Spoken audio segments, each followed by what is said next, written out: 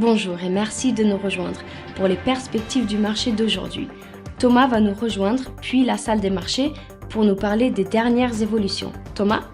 Le Bitcoin a chuté de près de 5%, le début de la semaine n'offrant guère de répit à la plus grande crypto-monnaie du monde après un week-end éprouvant au cours duquel elle a perdu plus d'1/5 de sa valeur. Les actions européennes ont ouvert en hausse tandis que les contrats à terme américains se sont également négociés dans le noir dans un rebond provisoire.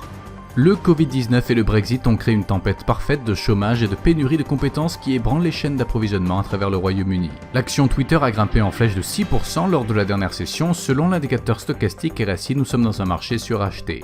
L'euro a légèrement baissé de 0,1% par rapport au dollar lors de la dernière session. L'indicateur stochastique RSI donne un signal haussier.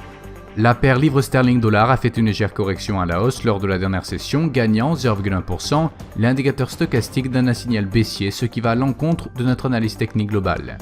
La paire dollar australien, dollar américain a gagné 0,4% lors de la dernière session. Selon l'indicateur Williams, nous sommes dans un marché survendu. La vente aux enchères des obligations à 30 ans de la Grande-Bretagne sera publiée à 10h30 GMT.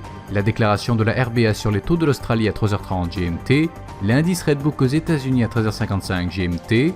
La décision de la RBA sur les taux d'intérêt en Australie sera publiée à 3h30 GMT, les ventes au détail à périmètre constant en Grande-Bretagne à minuit GMT, la réunion ECOFIN de l'Eurozone à 7h GMT. Nous espérons que vous avez apprécié nos perspectives du marché d'aujourd'hui. De la part de toute l'équipe, nous vous souhaitons une journée de trading productive. N'oubliez pas de nous rejoindre la prochaine fois pour toutes nos analyses des derniers événements et nouvelles sur les marchés financiers.